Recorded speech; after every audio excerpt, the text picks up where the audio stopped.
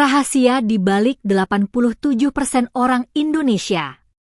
Jadi tuh orang tuh sedikit lah. Itu bahkan tuh survei kesehatan Indonesia tahun 2023 Bu Grace, 87% penduduk Indonesia itu punya lubang gigi. Karena apa? Karena mereka itu punya habit kalau sakit aja deh baru ke dokter gigi gitu. Padahal kan seharusnya bener banget Bu Grace, kayak di Amerika itu harus setahun 2 kali minimal untuk cek ke dokter gigi. Palingnya kita untuk bersihin karang gigi aja Bu Grace. Tapi kadang tuh mereka itu habitnya orang Indonesia masih ngira tuh aku sakit aja deh baru ke dokter gigi gitu. Dan itu kadang udah terlanjur Bu Grace yang aku bilang tadi. Lubangnya udah sampai kemana-mana. Bahkan tuh ada yang bilang kok jadi sesek. Dan kadang Bu Grace kalau misalnya sering sariawan, anak-anak deh Bu Grace, kalau misalnya dia tuh suka radang.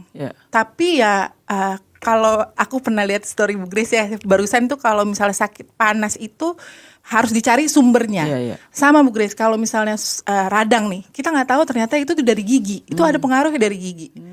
Makanya aku sangat menyarankan ke pasien-pasienku yang datang, please minimal 6 bulan sekali harus ke dokter gigi. Ini bukan kiatnya dokter nyari uang ya? Enggak, tapi ya itu juga banyak. Iya benar. Itu pasti banyak. Iya. Oke, tadi dokter mention ya, masalah lubang. Yes. Orang sakit baru ke dokter gigi. Nah pertanyaannya adalah, apakah pernah seorang mengalami lubang gigi tapi nggak ada gejalanya dok? Ada. Jadi biasanya lubang itu tuh diawali dari lapisan yang paling luar gigi atau disebut enamel Bu Grace.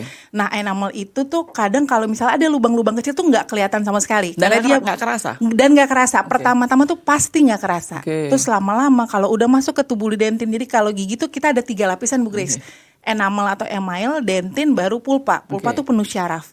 Kalau misalnya baru di enamel tuh kadang suka nggak berasa.